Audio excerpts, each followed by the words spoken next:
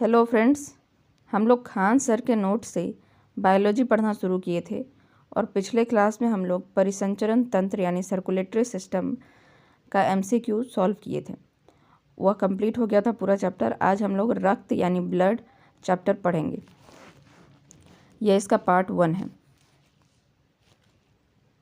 रक्त एक प्राकृतिक कोलाइडी यानी कि गाढ़ा है, यानी कि वह जो सॉल्यूशन होता है ब्लड का उसको कोलाइड कहते हैं। ठीक है।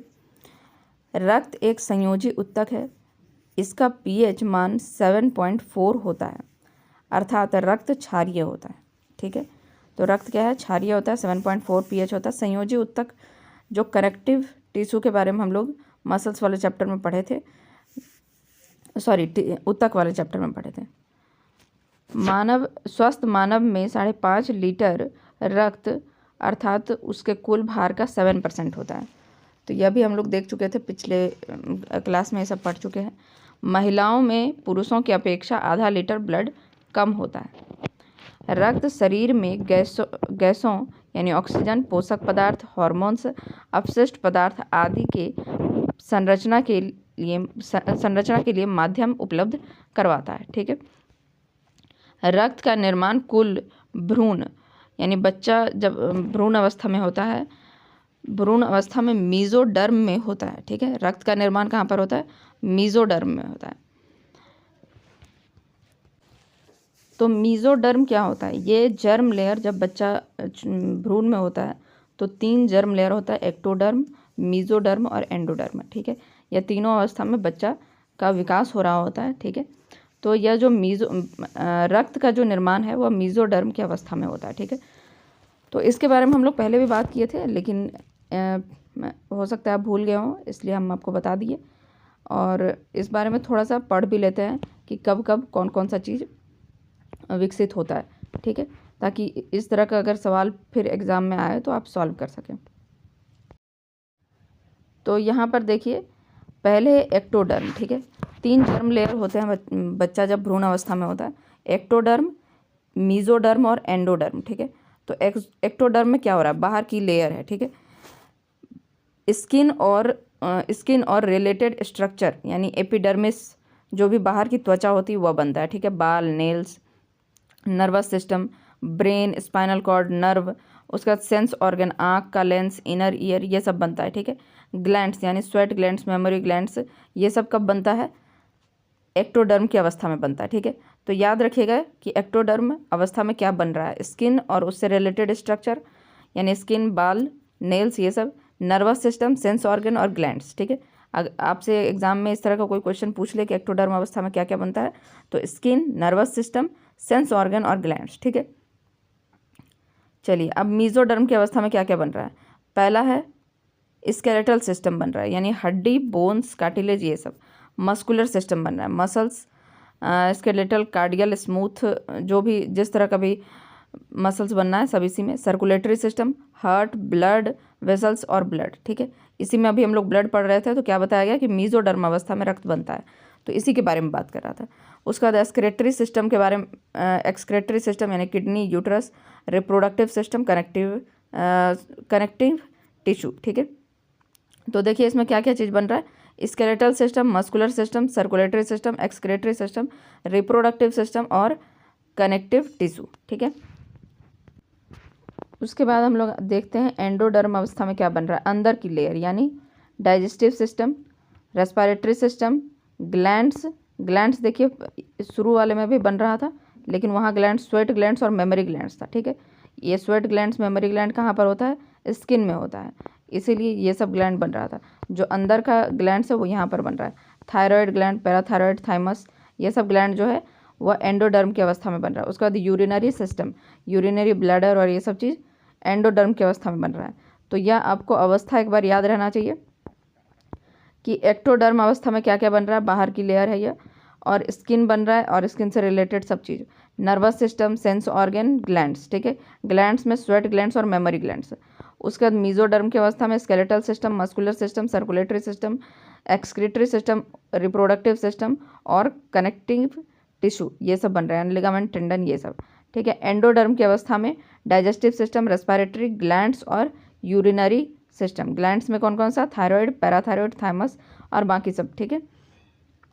तो एंडोडर्म की अवस्था में देख लिए, तो यह चीज़ जो बार बार आपके मतलब कि आ रहा था, जो भी हम लोग थ्योरी पढ़ रहे थे वहाँ पर, एंडोडर्म, मीजोडर्म, एक्टोडर्म, ये सब चीज़, तो एक बार इसको कंप्लीट कर लिए, अब ये बार बार परेशान नहीं होंगे हम लोग इससे, ठीक है। अभी जो हम लोग पढ़े एक्टोडर्म, एंडोडर्म और मीजोडर्म, इन सब के बारे में, वो भले ही थ्योरी में नहीं दिया हुआ है, लेकिन बार बार यह शब्द आ रहा था, इसलिए इसको कंप्लीट करना ज़रूरी था, ठीक है। अब चलिए, तो रक्त का निर्माण भ्रूण अवस्था में कब हो रहा है, मीजोडर्म की अवस्था में, ठीक है। चलिए उसके बाद अब हम लोग देखते हैं वयस्क मानव में रक्त का निर्माण कहाँ पर होता है, तो अस्थि मज्जा में, ठीक है। अस्थि मज्जा क्या है, एक अस्थि मज्जा देख लीजिए, थोड़ा सा हम आपको देखिए, ये मान लीजिए बोन है, तो बोन के भीतर जो रहता है वो उसको अस्थि मज्जा कहते हैं, ठीक है। वो एक जगह रहता है, तो बोन मैरो होता है, ठीक है। वहीं पर रक्त का निर्माण होता है जब मानव वयस्क हो जाता है, बड़ा हो जाता है। रक्त प्लीहा यानी तिल्ली स्प्लीन में जमा रहता था, स्प्लीन को ब्लड बैंक कहा जाता है, ठीक है। रक्त कहाँ पर जमा रहता है, स्प्लीन में जमा रहता है, उसको ब्लड बैंक कहा जाता है। रक्त परिसंचरण तंत्र की खोज, रक्त परिसंचरण की खोज विलियम हार्वे ने किया है, यह हम लोग परिसंचरण तंत्र वाले चैप्टर में भी पढ़े थे। रक्त में कोलेस्ट्रॉल का सामान्य स्तर 180 से 200 ग्राम होता है, ठीक है। तो यह सब चीज़ जो इसमें इंपॉर्टेंट था उसको याद रखिएगा। पहली चीज़ क्या इंपॉर्टेंट याद रखना है, कोलाइड सोल्यूशन है, संयोजी उत्तक है, पीएच मान 7.4 होता है, 5.5 लीटर होता है, 7% होता है, ठीक है। 5.5 लीटर 7%। उसके बाद भ्रूण अवस्था में मीजोडर्म में बनता है। उसके आगे अब हम लोग क्या याद रखेंगे, अस्थि मज्जा में, वयस्क में अस्थि मज्जा में निर्माण होता है, स्प्लीन या तिल्ली में जमा रहता है, इसलिए इसको ब्लड बैंक कहा जाता है। रक्त परिसंचरण तंत्र की खोज विलियम हार्वे ने की थी। कोलेस्ट्रॉल का सामान्य स्तर 180 से 200 ग्राम होना चाहिए, ठीक है। अब हम लोग रुधिर के बारे में पढ़ते हैं कि उसमें क्या क्या मतलब रहता है। देखिए सबसे पहले तो प्लाज्मा रहता है और कुछ ब्लड कॉर्पस्कल्स होता है, ठीक है, यानी कि रुधिराणु, ब्लड कॉर्पस्कल्स, ठीक है।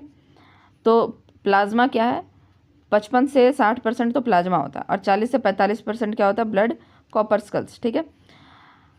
चलिए उसके बाद इसमें जो रुधिराणु है उसमें क्या क्या चीज़ पाया जाता है, आरबीसी, ठीक है, इसको एरिथ्रोसाइट भी कहते हैं, डब्ल्यूबीसी ल्यूकोसाइट कहते हैं, और प्लेटलेट्स रहता है जिसको थ्रोम्बोसाइट कहते हैं। तीनों का नाम जरूर याद रहना चाहिए, आरबीसी को एरिथ्रोसाइट, डब्ल्यूबीसी को ल्यूकोसाइट और प्लेटलेट्स को थ्रोम्बोसाइट कहते हैं, ठीक है।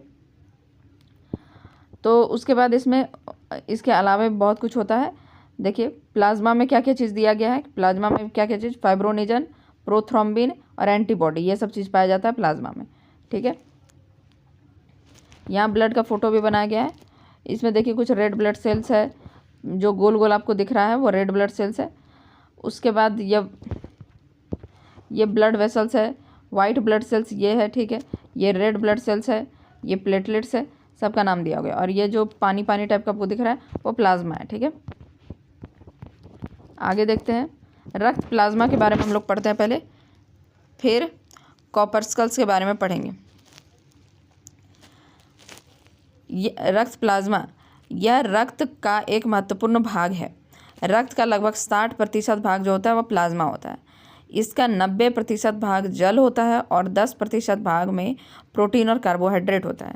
तो चलिए यहाँ पर पहले देखिए 100% क्या है, ब्लड है मान लीजिए, 100 में 60% क्या है, प्लेटलेट्स है, सॉरी प्लेटलेट्स कह रहे प्लाज्मा है, ठीक है। उस प्लाज्मा में उस 60% में से 90% क्या है, जल है, वाटर है, ठीक है। और बाकी क्या है, 10% प्रोटीन और बाकी सब चीज़ पाया जाता है, प्रोटीन, कार्बोहाइड्रेट, बाकी सब चीज़, ठीक है। तो ये आप समझ गए, 100% ब्लड में 60% तो प्लाज्मा है, उस 60% प्लाज्मा में 90% क्या है, पानी है, और 10% प्रोटीन और कार्बोहाइड्रेट है। आगे देखते हैं, प्लाज्मा में पाया जाने वाला प्रोटीन फाइब्रोनिजन और प्रोथ्रोम्बिन होता है। अभी हम लोग यहाँ पर पीछे पढ़े भी थे थोड़ा कि प्रोटीन और प्रोटीन में क्या होता है, फाइब्रोनिजन, प्रोथ्रोम्बिन और क्या था यहाँ पर, एंटीबॉडी, ठीक है। तो प्रोटीन नहीं है एंटीबॉडी, यहाँ पर प्रोटीन में पाया जाने वाला क्या है, वह है फाइब्रोनिजन और प्रोथ्रोम्बिन। ये दोनों प्रोटीन रक्त को थक्का बनाने यानी कि जमाने में मदद करते हैं। मतलब जब बाहर खून निकल रहा होता है तो क्या करता है, ये दोनों ज़्यादा बह ना जाए खून, इसलिए वहाँ पर थक्का बनाने या जमाने में मदद करता है प्रोथ्रोम्बिन और फाइब्रोनेजन। ठीक है, अब देखिए सीरम क्या है। जब रक्त प्लाज्मा में से फाइब्रोनेजन नामक प्रोटीन निकाल देते हैं तो शेष बचा हुआ रक्त को सीरम कहते हैं। ठीक है, देखिए प्लाज्मा में क्या क्या है। अगर हम प्लाज्मा की बात करें तो उसमें जल है। ठीक है, उसके बाद क्या है, फाइब्रोनेजन है और प्रोथ्रोम्बिन है और क्या है, एंटीबॉडी है। ठीक है, तो यह जो फाइब्रोनेजन है, फाइब्रोनेजन यानी कि एफ से लिखना चाहिए था। देखिए फाइब्रोनेजन है, प्रोथ्रोम्बिन है और क्या है, एंटीबॉडी है। ठीक, तो जब प्लाज्मा में से फाइब्रोनेजन को हटा दिया जाता है, ठीक है, इसको अगर हटा दिए तो यह तीनों मिलके क्या होगा, जल प्रोथ्रोम्बिन और एंटीबॉडी, ये तीनों मिला के क्या होगा, इसको सीरम कहेंगे। ठीक है, यही कह रहा है जब रक्त प्लाज्मा में से फाइब्रोनेजन नामक प्रोटीन निकाल लेते हैं तो शेष बचा हुआ रक्त को क्या कहते हैं, सीरम कहते हैं।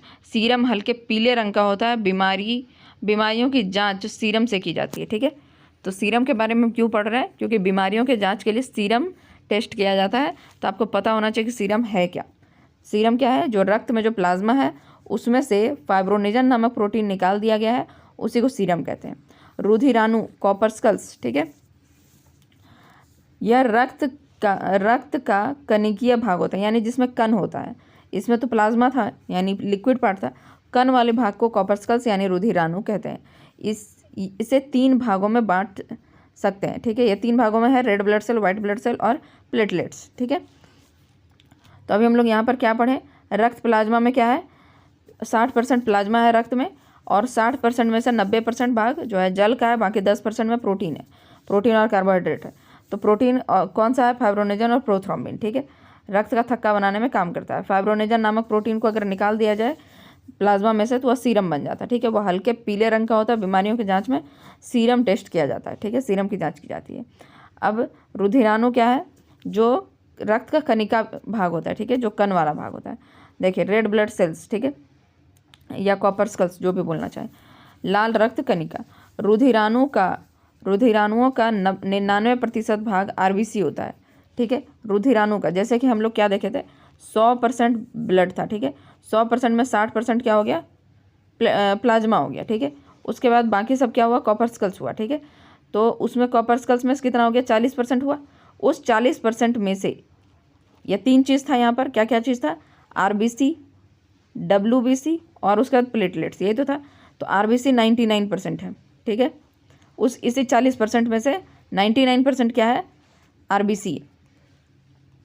देखिए यहाँ दिया हुआ रुधिराणुओं में से, यानी जो 40% बचा हुआ था उसका 99% क्या है, आरबीसी है। ठीक है, और बाकी जो 1% बच जाता है उसमें डब्ल्यूबीसी और प्लेटलेट्स आता है। ठीक है, तो रुधिराणुओं का 99% भाग आरबीसी होता है।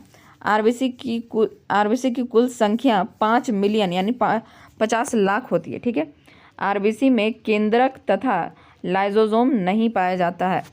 क्या क्या चीज़ नहीं पाया जाता है, केंद्रक नहीं पाया जाता है, यानी कि न्यूक्लियस नहीं पाया जाता और लाइसोसोम नहीं पाया जाता है। ठीक है, केंद्रक नहीं पाया जाता इसलिए वो डिवाइड नहीं हो सकता आरबीसी। ठीक है, इसीलिए हम लोगों को जो आरबीसी बढ़ाने के लिए खुद ही खाना पीना खाना पड़ता है। ठीक है, iron, vitamin B12, folic acid, ये सब क्या होता है, इसीलिए हम लोग खाते हैं, क्योंकि उसके पास केंद्रक नहीं है। केंद्रक नहीं है तो वो खुद सेल डिवाइड नहीं कर सकता है। लाइसोसोम नहीं है यानी इसीलिए वह, लाइसोसोम का काम क्या होता है, सेल वाले चैप्टर में हम लोग पढ़े थे कि लाइसोसोम जो होता है जब सेल खराब होने लगे तो वह फट जाता है। ठीक है, ताकि वह सेल खराब होने लगे या सेल अपने से काम वाम करना बंद कर दे तो उसको क्या करते हैं, लाइसोसोम क्या कहता है कि अब तुम किसी काम के नहीं रहे, फट जाते हैं, मतलब इसको डिस्ट्रॉय कर देते हैं।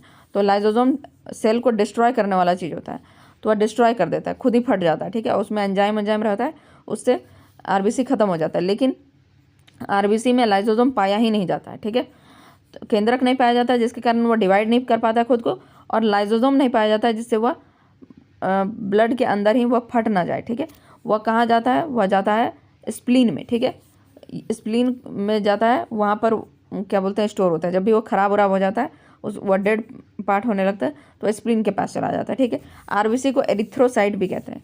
एरिथ्रो जो शब्द है, एरिथ्रो शब्द का मतलब होता है रेड, ठीक है, और साइट मतलब होता है सेल, ठीक है। तो एरिथ्रोसाइट, आरबीसी को एरिथ्रोसाइट भी कहते हैं। आरबीसी का जीवन काल कितना होता है? 120 दिन का होता है। इसका निर्माण अस्थि मज्जा में हुआ है, ठीक है।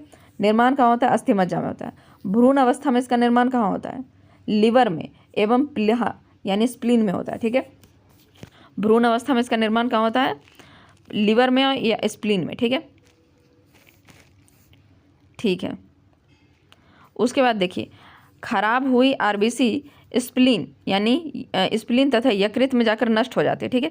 इसका भ्रूण अवस्था में जहाँ पर निर्माण हो रहा था, भ्रूण अवस्था में कहाँ निर्माण हो रहा था? लिवर और स्प्लीन में। जब वो खराब होने लगता है, वयस्क होने के बाद, जब वो 120 दिन में तो रेड ब्लड सेल खराब हो जाता है, तो जब वो खराब होने लगता है तो कहाँ जाकर नष्ट होता है? स्प्लीन में और यकृत में, क्योंकि इसके पास अपना लाइजोजोम नहीं है। लाइजोजोम रहता तो वह वहीं पर बस्ट कर देता उसको, ठीक है, खराब कर देता। लेकिन अगर लाइजोजोम नहीं है तो उसको कहाँ जाना पड़ेगा? स्प्लीन में या यकृत में जाके वह नष्ट होती है, ठीक है। स्प्लीन को आरबीसी का कब्र या ग्रेवयार्ड कहते हैं, ठीक है, क्योंकि वहीं पर जाके वह मरती है, इसलिए उसको क्या कहते हैं? ग्रेवयार्ड कहते हैं। आरबीसी का आकार गोल होता है। इसका मुख्य कार्य ऑक्सीजन तथा कार्बन डाइऑक्साइड का परिवहन करना है, ठीक है। इसका आकार क्या होता है? गोल होता है, और इसका काम क्या है? ऑक्सीजन और कार्बन डाइऑक्साइड का परिवहन करना। आरबीसी में हेमोग्लोबिन पाया जाता है, और हेमोग्लोबिन के कारण ही रक्त का रंग लाल होता है, ठीक है। आयरन यानी हेमोग्लोबिन के कारण ही रक्त का रंग क्या होता है? लाल होता है। हेमोग्लोबिन में क्या पाया जाता है? हेमोग्लोबिन में लोहा पाया जाता है, ठीक है, आयरन। हेमोग्लोबिन ऑक्सीजन तथा कार्बन डाइऑक्साइड का परिवहन करता है। ये जो आरबीसी में रेड ब्लड मतलब कि ऑक्सीजन और कार्बन डाइऑक्साइड का जो परिवहन हो रहा है वह इसी वजह से हो रहा है, हेमोग्लोबिन की वजह से, ठीक है। पुरुष यानी मेल में हेमोग्लोबिन का स्तर 14.9 ग्राम प्रति 100 ml होता है, ठीक है। वह जो हम लोग बोलते हैं कि किसी का 12 ग्राम है, किसी का 14 ग्राम है, तो वह इसी आधार पे कहते हैं कि 100 ml में, ठीक है, 100 ml में 14 ग्राम क्या है? आरबीसी है, ठीक है। 14 ग्राम 12 ग्राम जो भी उसको कहेंगे, ठीक है। चलिए आगे देखते हैं। महिला यानी फीमेल में हेमोग्लोबिन का स्तर 13.9 मिलीग्राम, ठीक है, 13.9 मिलीग्राम 100 ml में होना चाहिए, ठीक है। यह होना चाहिए, लेकिन ज़्यादातर का होता नहीं है, 12 में ही, 12 तक ज़्यादातर, कुछ लोगों का उससे भी कम होता है। तो इसको बढ़ाने के लिए अच्छा खाना पीना खाया कीजिए, जो रेड कलर का जो भी फ्रूट्स है उसको खाया कीजिए, ठीक है। जैसे क्या हो सकता है? बीट हो सकता है, ठीक है। उसके बाद और क्या हो सकता है? जो अनार पोमीग्रेनेट देखते हैं, ठीक है, वो हो सकता है। उसके बाद खजूर, इस तरह का चीज़ जो होता है उसमें आयरन की मात्रा अच्छी रहती है। पालक खा सकते हैं। हेमोग्लोबिन की कमी के कारण एनीमिया रक्तहीनता नामक रोग होता है, ठीक है। आरबीसी की संख्या को हीमोसाइटोमीटर द्वारा मापा जाता है, ठीक है। जो आरबीसी की संख्या मापने के लिए जो हम लोग टेस्ट करवाने के लिए जाते हैं, तो वह किस चीज़ से मापता है? तो वो हीमोसाइटोमीटर होता है, ठीक है।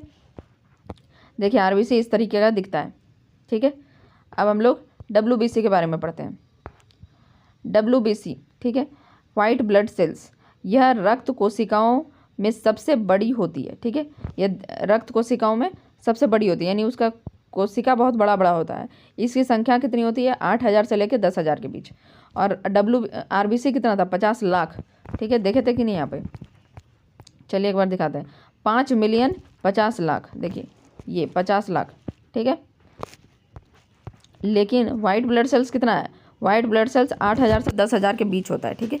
ये सब याद रखिएगा, ताकि जब आप टेस्ट करवाएं तो वह देखें कि उसमें कितना होना चाहिए और कितना आपका है, ठीक है। आपको पता चलेगा कि आप डेफिसिट तो नहीं है। इसमें केंद्रक होता है, ठीक है, इसमें केंद्रक होता है, इसलिए खुद को डिवाइड कर सकता है। इसमें हीमोग्लोबिन नहीं होता है। इसमें वाइट ब्लड सेल में क्या होता है? हीमोग्लोबिन नहीं होता है। वो किस में होता है? रेड ब्लड सेल में होता है, जिस कारण इसका रंग सफ़ेद दिखता है, ठीक है। इसका रंग कैसा दिखता है? सफ़ेद। इसीलिए इसको क्या कहते हैं? श्वेत रक्त कणिका कहते हैं। डब्ल्यूबीसी का आकार अनियमित अमीबा के समान होता है, ठीक है। अमीबा कैसा होता है? अनियमित होता है, उसका कोई रेगुलर शेप नहीं होता है, ठीक है। हालांकि यह सबसे बड़ा होता है कोशिकाओं में, लेकिन उसका शेप ही नियमित नहीं है, ठीक है। अमीबा के समान होता है। इसका निर्माण अस्थिमज्जा में होता है। इसका जीवन काल 4 दिन का होता है, ठीक है। आरबीसी का भी निर्माण कहाँ हो रहा था? अस्थिमज्जा में हो रहा था, ठीक है। भ्रूण अवस्था में कहाँ पर हो रहा था? लिवर और स्प्लीन में, ठीक है। लेकिन जब बड़ा हो गया था तो उसमें कब हो रहा था? जब बड़ा मतलब जब पैदा हो गया बच्चा, तब फिर क्या हो रहा था? वह बोन मैरो में बन रहा था, ठीक है। बोन मैरो में ही आरबीसी डब्ल्यूबीसी दोनों बन रहा था, ठीक है। और मर कहाँ पर रहा था, वहाँ स्प्लीन में जाके या यकृत में जाके, ठीक है। इसका निर्माण अस्थि मज्जा में होता है। जीवन काल कितना है, 4 दिन, ठीक है। उसका कितना दिन था, 120 दिन का, ठीक है। आरबीसी और डब्ल्यूबीसी का रेशियो कितना होना चाहिए, तो 600:1, ठीक है। आरबीसी 600 और डब्ल्यूबीसी 1, ठीक है। डब्ल्यूबीसी को ल्यूकोसाइट भी कहते हैं। उसको क्या कहते हैं, एरिथ्रोसाइट। एरिथ्रो मतलब क्या होता था, लाल होता था, ठीक है। एरिथ्रो मतलब लाल और साइट मतलब सेल, ठीक है। तो लाल सेल ऐसे बोल सकते हैं, ठीक है। आरबीसी एरिथ्रोसाइट, और इसको ल्यूकोसाइट कहते हैं। ल्यूको मतलब वाइट होता है, इसीलिए ल्यूकोसाइट कहते हैं, ठीक है। और साइट मतलब सेल होता है। डब्ल्यूबीसी हमें संक्रमण यानी बीमारी से बचाता है, अर्थात रोगों से हमारी रक्षा करता है। इन्हें शरीर का सिपाही भी कहा जाता है। डब्ल्यूबीसी में वृद्धि श्वेताणु वृद्धि ल्यूकोसाइट्स एवं उनकी संख्या में कम होना श्वेताणु ह्रास, यानी कि अगर मान लीजिए कि अगर डब्ल्यूबीसी जितना होना चाहिए, ठीक है, कितना होना चाहिए, 8,000 से 10,000, 8,000 से 10,000, ठीक है। अगर उससे बहुत ज़्यादा बढ़ गया तो उसको क्या कहते हैं, ल्यूकोसाइटोसिस कहते हैं, ठीक है। अगर वह कम हो जाए तो ल्यूकोपेनिया कहते हैं, ठीक है। ल्यूकोपेनिया कहते हैं। अगर संख्या कम हो जाए, 8-10,000 से कम हो जाए, मान लीजिए 5,000 हो गया, तो क्या कहेंगे, ल्यूकोपेनिया कहेंगे। अगर 10,000 से ज़्यादा हो गया, 12,000 13,000 हो गया, तो ल्यूकोसाइटोसिस कहेंगे, ठीक है। डब्ल्यूबीसी कई प्रकार के होते हैं। अब क्या है, डब्ल्यूबीसी के भी बहुत सारे प्रकार हैं। पहला प्रकार है इस्नोफिल, ठीक है। बेसोफिल, बैक्टीरिया का भक्षण करने के लिए बेसोफिल। उसके बाद न्यूट्रोफिल, मोनोसाइट और लिम्फोसाइट। पांचों का नाम याद रखिएगा, ठीक है। इस्नोफिल, बेसोफिल, न्यूट्रोफिल, मोनोसाइट, सबसे बड़ा मोनोसाइट ही होता है, लिम्फोसाइट, ठीक है। एंटीबॉडी का निर्माण तथा जीवाणुओं को नष्ट करना, ठीक है। एंटीबॉडी का निर्माण करते हैं, जीवाणुओं का नष्ट करते हैं, ठीक है। इसको थोड़ा आगे देखते हैं कि क्या क्या इसमें बताया गया है।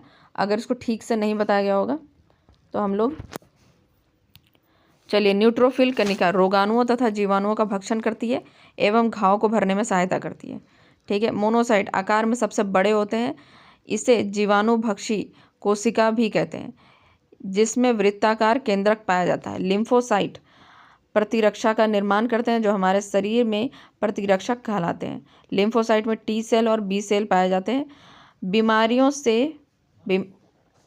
से मुख्य रूप से रक्षा करते हैं टी सेल। एचआईवी में टी सेल नष्ट हो जाता है, ठीक है। तो इसको थोड़ा सा हम लोग अलग से देख लेते हैं, ताकि इसमें थोड़ा ठीक से नहीं बताया गया है, उसमें ज़्यादा क्लियर हो जाएगा, ठीक है। चलिए यहाँ पर देखते हैं श्वेत रक्त कणिका क्या है। श्वेत रक्त कणिका शरीर के रोग प्रतिरोधक प्रणाली का मुख्य हिस्सा होती है। ये शरीर को संक्रमण, इन्फेक्शन और बीमारी से बचाने का कार्य करती है। और डब्ल्यूबीसी कितने प्रकार के होते हैं, 5 प्रकार के होते हैं, प्रमुख 5 प्रकार के होते हैं। पहला प्रकार देखते हैं न्यूट्रोफिल्स, सबसे अधिक मात्रा में पाया जाता है। न्यूट्रोफिल्स क्या है, सबसे अधिक मात्रा में यह पाया जाता है। बैक्टीरिया और फंगल संक्रमण से लड़ते हैं। फैगोसाइटोसिस प्रक्रिया के माध्यम से हानिकारक जीवाणुओं को निगल लेते हैं, ठीक है। तो फैगोसाइटोसिस क्या माध्यम होता है, फैगोसाइटोसिस क्या होता है कि कोई मान लीजिए ब्लड में कोई तरह का बैक्टीरिया या फंगल इन्फेक्शन आ रहा है, उसको सीधे समझ लीजिए कि उसको खा जाती है, ठीक है। फैगोसाइटोसिस एक तरह का यही तरीका है कि मान लीजिए अमीबा की तरह वाइट ब्लड सेल्स है, इसमें न्यूट्रोफिल्स है, यह फैलाती है अपने आप को, ठीक है। जैसे ही देखते हैं कि यहाँ कोई कीटाणु है, उसको फैलाती है। जैसे मान लीजिए कि ब्लड में कीटाणु है, इसको क्या करती है, खुद को अपने आप को फैलाती है। अमीबा की तरह है तो फैल सकता है आराम से, फैलाती है और उसको गल्प कर जाती है, यानी खा लेती है, ठीक है। और उसके बाद उसको डाइजेस्ट करके और उसको एक्सक्रीट कर देती है, ठीक है। तो यह फैगोसाइटोसिस यही तरीका होता है। दूसरा अब क्या है, ये तो हम लोग जान गए, न्यूट्रोफिल्स नाम का एक प्रकार डब्ल्यूबीसी का क्या है, न्यूट्रोफिल्स, ठीक है। अब हम लोग दूसरा देखते हैं लिम्फोसाइट। न्यूट्रोफिल्स के बारे में देख लिए, सबसे अधिक मात्रा में होता है, 50 से 60% न्यूट्रोफिल्स ही होता है, ठीक है। उसके बाद बैक्टीरिया और फंगल संक्रमण से लड़ते हैं, फैगोसाइटोसिस के माध्यम से हानिकारक जीवाणु जितना भी है उसको खा जाते हैं। उसके बाद आता है दूसरा प्रकार है लिम्फोसाइट। इसका क्या काम होता है, यह 2 प्रकार के होते हैं लिम्फोसाइट। एक होता है बी कोशिका यानी बी सेल, और दूसरा होता है टी सेल, ठीक है। बी सेल क्या करती है, एंटीबॉडी बनाकर वायरस और बैक्टीरिया को नष्ट कर देती है। देखिए जब भी कोई वायरस या बैक्टीरिया आता है, वायरस और बैक्टीरिया यानी जो हानिकारक वायरस बैक्टीरिया है उसको पैथोजन कहते हैं, ठीक है। तो जब भी कोई इस तरह का पैथोजन ब्लड में आता है तो बी सेल क्या है, बी सेल के पास एंटीजन है। बी सेल के पास क्या है, एंटीजन है। जब उससे कोई भी दूसरा पैथोजन यानी कि अगर वह चिपकता है, ठीक है, तो उसको लगता है कि कुछ तो गड़बड़ हो रहा है, मान लीजिए उसको समझ में आ रहा है कुछ गड़बड़ हो रहा है, ठीक है, तो वह क्या करती है, वह अपने आप को प्लाज्मा में बदल लेती है, ठीक है। इतना आपको नहीं समझ आ रहा है तो छोड़ दीजिए, बस आप इतना जान लीजिए कि जब भी कोई पैथोजन आता है यानी वायरस बैक्टीरिया ब्लड में आता है तो बी सेल क्या करता है, अपने आप को प्लाज्मा में बदलता है। और प्लाज्मा में क्या होता है, एंटीबॉडी होता है, ठीक है। प्लाज्मा में क्या होता है, एंटीबॉडी होता है। हम लोग से अभी जब रक्त पढ़ रहे थे तो हम लोग पढ़े थे कि प्लाज्मा में 3 चीज़ पाया जाता है। क्या क्या चीज़ पाया जाता है, पहला फाइब्रोनिजन नाम का प्रोटीन, प्रोथ्रोम्बिन और एंटीबॉडी पाया जाता है। तो यह बी सेल क्या करती है, बी सेल अपने आप को प्लाज्मा में बदल लेती है जब भी देखती है कि ब्लड में किसी भी तरह का कुछ गड़बड़ आ रहा है, ठीक है, तो वह अपने आप को प्लाज्मा में बदल लेती है। प्लाज्मा में क्या होता है, एंटीबॉडी होता है। और वह एंटीबॉडी जाके किस पे चिपक जाता है, वह एंटीबॉडी जाके, मान लीजिए कि यह कोई गलत बैक्टीरिया वायरस है, उस पर एंटीबॉडी जाके चिपक जाता है, ठीक है। जब वो चिपक जाता है तो उसके बाद जो न्यूट्रोफिल्स, जो ऊपर हम लोग भी न्यूट्रोफिल्स पढ़े थे, ठीक है, न्यूट्रोफिल्स या और भी तरह का, नीचे अभी हम लोग मोनोसाइट और भी चीज़ें पढ़ेंगे, वो आके इसको खा जाता है, ठीक है। इसका काम खाना नहीं है, इसका काम नष्ट करना नहीं है। लिम्फ बी कोशिका का काम नष्ट करना नहीं, उसका काम है जब भी कुछ अगर गड़बड़ दिखे ब्लड में तो उसमें क्या करना है कि वह एंटीबॉडी बनाना है, ठीक है। एंटीबॉडी बना के उस पर चिपक जाता है एंटीबॉडी, पैथोजन पे यानी गलत बैक्टीरिया जो है उस पर एंटीबॉडी चिपक जाता है। उसके बाद कोई और आके उसको खा जाता है, ठीक है। जैसे ऊपर हम लोग न्यूट्रोफिल्स जो पढ़े थे वो उसको आके खा जाता है, ठीक है। अगला देखिए टी कोशिका है। टी कोशिका क्या है, ये एंटीबॉडी नहीं बनाती, ये संक्रमित कोशिकाओं को सीधे नष्ट कर देती है, ठीक है। संक्रमित कोशिकाओं को क्या करती है, सीधे नष्ट कर देती है। वायरस और कैंसर कोशिकाओं से लड़ने में मदद करती है, ठीक है। यह जो लिम्फोसाइट्स है यह क्या करती है, वायरस और कैंसर कोशिकाओं से लड़ने में मदद करती है। मोनोसाइट। अब तीसरा क्या है, हम लोग 2 पढ़ लिए, पहला कौन सा था, न्यूट्रोफिल्स था। न्यूट्रोफिल्स के बाद लिम्फोसाइट पढ़ लिए, अब हम लोग मोनोसाइट पढ़ेंगे, ठीक है। रक्त में पाए जाने वाला सबसे बड़े आकार का WBC होता है, ठीक है, सबसे बड़े आकार का। जब हम लोग न्यूट्रोफिल्स पढ़ रहे थे तब हम लोग क्या पढ़े थे कि यह सबसे अधिक मात्रा में पाया जाता है, ठीक है। लेकिन मोनोसाइट क्या है, सबसे बड़े आकार का होता है। वह क्या करता है, माइक्रोफेज में बदलकर हानिकारक जीवाणुओं को मृत कोशिकाओं में नष्ट करता है। अब देखिए कि इसमें माइक्रोफेज क्या होता है। माइक्रोफेज एक प्रक्रिया है जिसमें क्या होता है कि जब भी कुछ बैक्टीरिया वायरस शरीर में फैलता है तो माइक्रोफेज के दौरान क्या किया जाता है, जो फैगोसाइटोसिस के दौरान, जो हम लोग ऊपर पढ़े थे फैगोसाइटोसिस, ठीक है, इससे माइक्रोफेज एक पूरी लंबी प्रक्रिया है, ठीक है। उसमें क्या क्या चीज़ होता है, पहले फैगोसाइटोसिस होता है, ठीक है। फैगोसाइटोसिस में क्या किया जाता है, उस बैक्टीरिया और वायरस को खा जाया जाता है, ठीक है। जब खा गया, उसको पचा गया, उसको एक्सक्रीट कर दिया, मतलब निकाल दिया, ठीक है। पहले तो यह किया जाता है, फिर उसके बाद उसकी साफ़ सफाई की जाती है, ठीक है। मतलब कि उस पूरा जो संक्रमण हुआ है उसका साफ़ सफाई किया जाता है। उसके बाद जो इन्फेक्टेड एरिया रहा है, ठीक है, उसमें सूजन हो सकता है, ठीक है, तो उस सूजन को कम करने का काम करता है, ठीक है। तो यानी ब्लड को साफ़ सफाई करने का काम माइक्रोफेज के दौरान किया जाता है, ठीक है। यह दीर्घकालिक संक्रमण को नियंत्रित करने में सहायक होता है। तो जब कोई बड़ा संक्रमण आ जाए, जैसे मान लीजिए कोरोना वायरस या इस तरह का कुछ लंबा संक्रमण हो गया, ठीक है, तो उस समय इसका काम होता है दीर्घकालिक संक्रमण को नियंत्रित करता है, ठीक है। कौन करता है, मोनोसाइट, ठीक है। उसके बाद आ जाते हैं हम लोग ईओसिनोफिल्स, एलर्जी और परजीवी संक्रमण, पैरासाइटिक इन्फेक्शन जो होता है। अभी तक हम लोग क्या पढ़ रहे थे, बैक्टीरिया और वायरस जो रहता है उसके बारे में पढ़ रहे थे, ठीक है। लेकिन ईओसिनोफिल्स या एलर्जी और परजीवी संक्रमण यानी पैरासाइटिक इन्फेक्शन जब होता है तो उसको नियंत्रित करता है। अस्थमा और त्वचा संबंधी एलर्जी में भूमिका निभाता है, ठीक है। अगर पैरासाइटिक इन्फेक्शन हुआ है यानी परजीवी के कारण कोई भी परेशानी आया है तो उसमें क्या करेगा, ईओसिनोफिल्स एक्टिव हो जाएगा, ठीक है। अब आते हैं बेसोफिल्स क्या करता है, हिस्टामिन नामक पदार्थ छोड़ते हैं जो एलर्जी और सूजन उत्पन्न करता है, ठीक है। एलर्जी और सूजन उत्पन्न करता है। सूजन और एलर्जी प्रतिक्रिया को नियंत्रित करने में मदद करते हैं। हिस्टामिन क्या होता है, देखिए जब भी आपके शरीर में किसी तरह का बैक्टीरिया या फंगल इन्फेक्शन हो जाता है, ठीक है, मान लीजिए त्वचा पर हो गया है, तो आप देखते हैं कि उसमें लाल लाल मतलब लाल होने लगता है या सूजन होने लगता है किसी तरीके का, ठीक है। मान लीजिए नाक में अगर किसी तरह का बैक्टीरिया घुस गया है तो छींक आने लगता है। तो यह इसीलिए होता है क्योंकि यह जो वाइट ब्लड सेल्स है वह हिस्टामिन प्रोड्यूस करता है, ठीक है। ये बेसोफिल्स जो है वह हिस्टामिन प्रोड्यूस करता है, हिस्टामिन नामक पदार्थ छोड़ता है जिससे एलर्जी और सूजन होने लगता है, ठीक है। और जब तक वह ख़त्म नहीं होता बैक्टीरिया या ये सब वह तब तक हिस्टामिन छोड़ते रहता है, ठीक है। तो आप देखते होंगे कभी कभी शरीर पे किसी तरह का सूजन हो गया है या आँखों में आप देखेंगे कि पानी आने लगा है, तो इसीलिए होता है क्योंकि बेसोफिल्स जो है वह हिस्टामिन नामक पदार्थ छोड़ने लगता है, ठीक है। तो सूजन और एलर्जी प्रतिक्रिया को नियंत्रित करने के लिए बेसोफिल्स का काम है, ठीक है। अब चलिए जो WBC का पूरा हम लोग सारांश देख लेते हैं, ठीक है। पहला देखिए WBC के प्रकार और उसका मुख्य कार्य। न्यूट्रोफिल से बैक्टीरिया और फंगल संक्रमण को, बैक्टीरिया और फंगल, ठीक है, याद रखिएगा, बैक्टीरिया और फंगल है। लिम्फोसाइट है, वायरस और कैंसर कोशिकाओं से लड़ते हैं। मोनोसाइट जो है मृत कोशिकाओं और बैक्टीरिया को साफ करते हैं। मोनोसाइट का क्या काम है? साफ सफाई करने का। इओसिनोफिल्स जो है एलर्जी और परजीवी से रक्षा करता है। एलर्जी और किससे रक्षा करता है? पैरासाइट्स से, ठीक है। बेसोफिल्स जो एलर्जी और सूजन को नियंत्रित करता है, ठीक है। मतलब कब एलर्जी करवाना है, सूजन कब करवाना है। मान लीजिए किसी तरह का बैक्टीरिया फंगल इन्फेक्शन हो गया तो उसमें सूजन कब करवाना है, ठीक है। आंखों से पानी आना, नाक में छींक आना, इस तरह का काम करता है, ठीक है। चलिए इसको एक बार रिवाइज कर लेते हैं, बहुत कुछ इसमें था। पहला देखिए न्यूट्रोफिल्स का क्या कार्य है? सबसे अधिक मात्रा में यह रहता है WBC में, सबसे अधिक मात्रा में 50 से 70% न्यूट्रोफिल्स ही होता है। बैक्टीरिया और फंगल इन्फेक्शन यानी बैक्टीरिया और वायरस से लड़ता है, ठीक है। उसका फाइगोसाइटोसिस के माध्यम से, ठीक है, फैलकर उसको खा पी जाना बैक्टीरिया को, ठीक है, खा जाना, पचा जाना और उसको फिर एक्सक्रीट भी कर देना, निकाल भी देना। लिम्फोसाइट के बारे में क्या है? इसमें 2 प्रकार के होते हैं, बी कोशिका और टी कोशिका, ठीक है। बी कोशिका क्या करती है? एंटीबॉडी बनाकर वायरस और बैक्टीरिया को नष्ट करती है। जैसे ही ब्लड में किसी तरह का बैक्टीरिया वायरस आता है, बी सेल क्या करता है? अपने आप को प्लाज्मा में बदल लेता है और प्लाज्मा में बदल कर उसके बाद एंटीबॉडी बनाने लगता है। एंटीबॉडी बनाकर उस बैक्टीरिया और वायरस में जाके चिपक जाता है वो एंटीबॉडी, और उसके बाद बाकी जो मोनोसाइट्स और न्यूट्रोफिल्स हैं उसको आके ख़त्म कर देते हैं, ठीक है।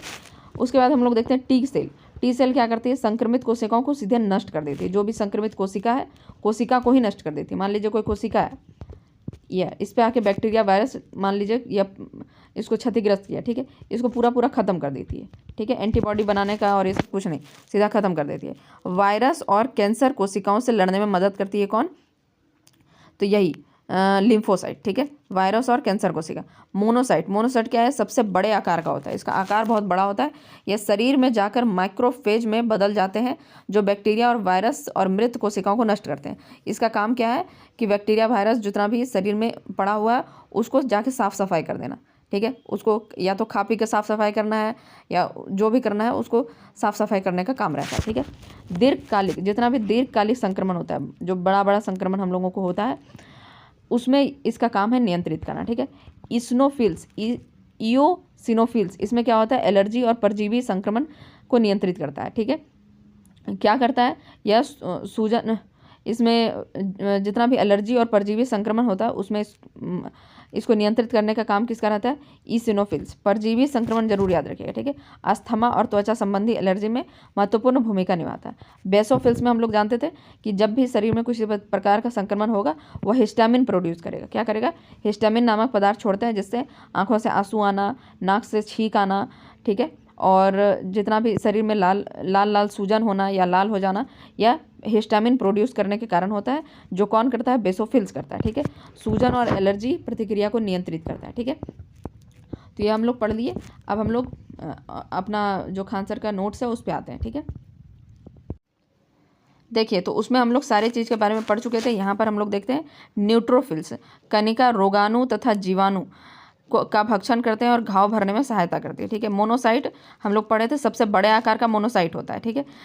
इसे जीवाणु भक्षी कोशिकाएं कहते हैं। फैगोसाइटिक सेल भी कहते हैं, ठीक है। यह जिसमें वृत्ताकार केंद्रक पाए जाते हैं। उसके बाद लिम्फोसाइट एंटीबॉडी।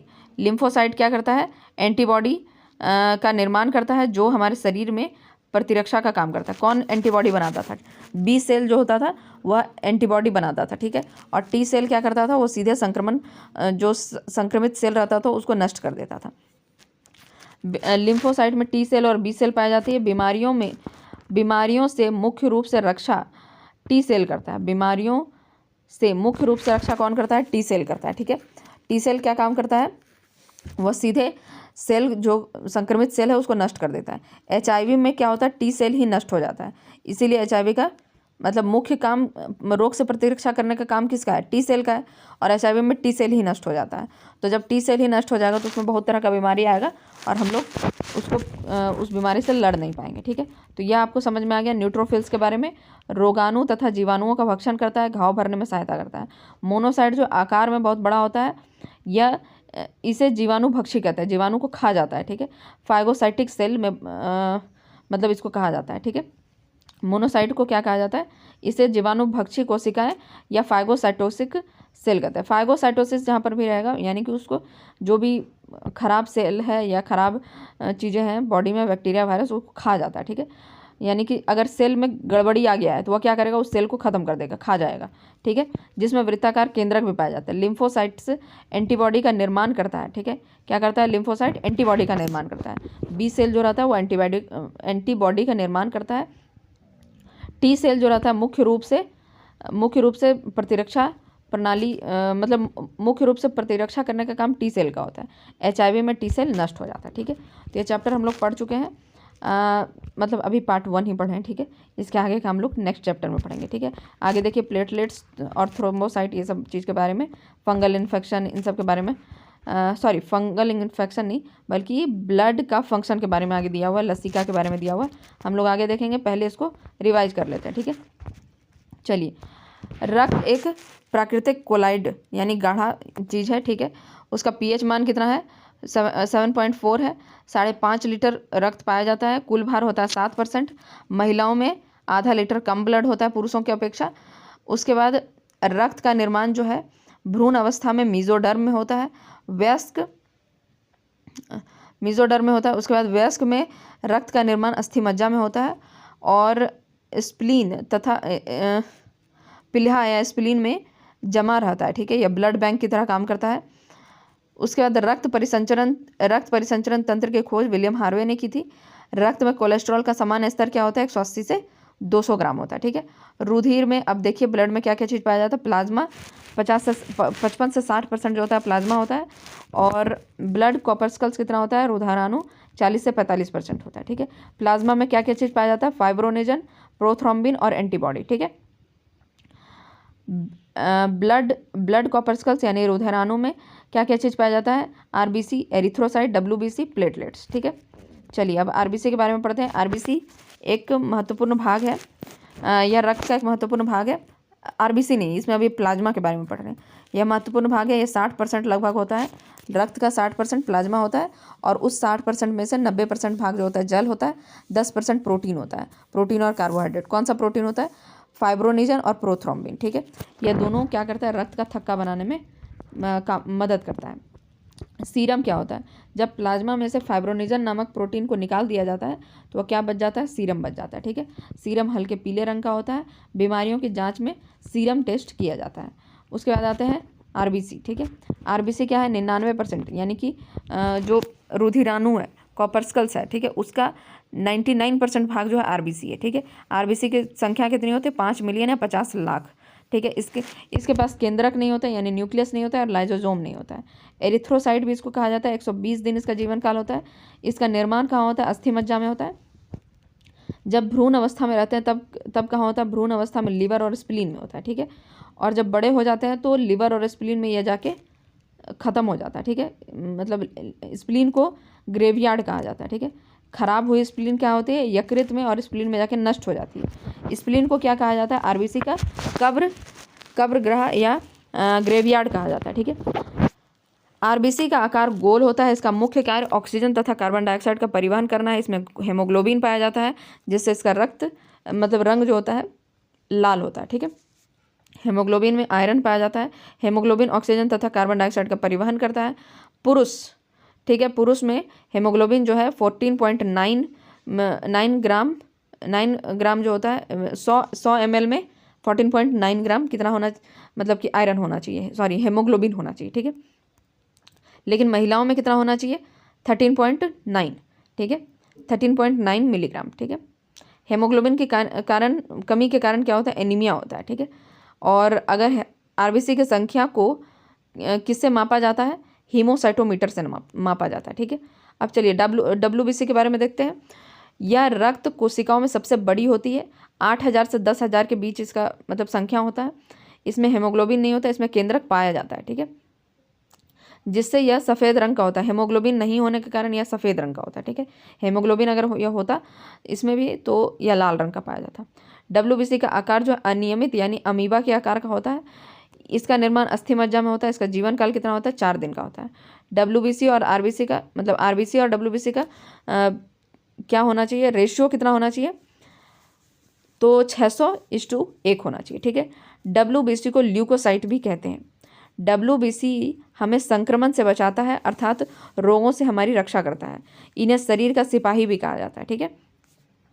जब डब्ल्यूबीसी बहुत ज़्यादा बढ़ जाए तो उसको क्या कहते हैं, ल्यूकोसाइटोसिस कहते हैं। कमी हो जाए तो उसको क्या कहते हैं, ल्यूकोपेनिया कहते हैं, ठीक है। डब्ल्यूबीसी कई प्रकार के होते हैं। इस इयोसिनोफिल, बेसोफिल, ठीक है, बैक्टीरिया का भक्षण करता है। उसके बाद बेसोफिल, न्यूट्रोफिल, मोनोसाइट, ठीक है, लिम्फोसाइट, ठीक है। चलिए इसके बारे में थोड़ा पढ़ लेते हैं। न्यूट्रोफिल क्या था, न्यूट्रोफिल कणिकाएं रोगाणुओं तथा जीवाणुओं का भक्षण करती है एवं घाव भरने में सहायता करती है।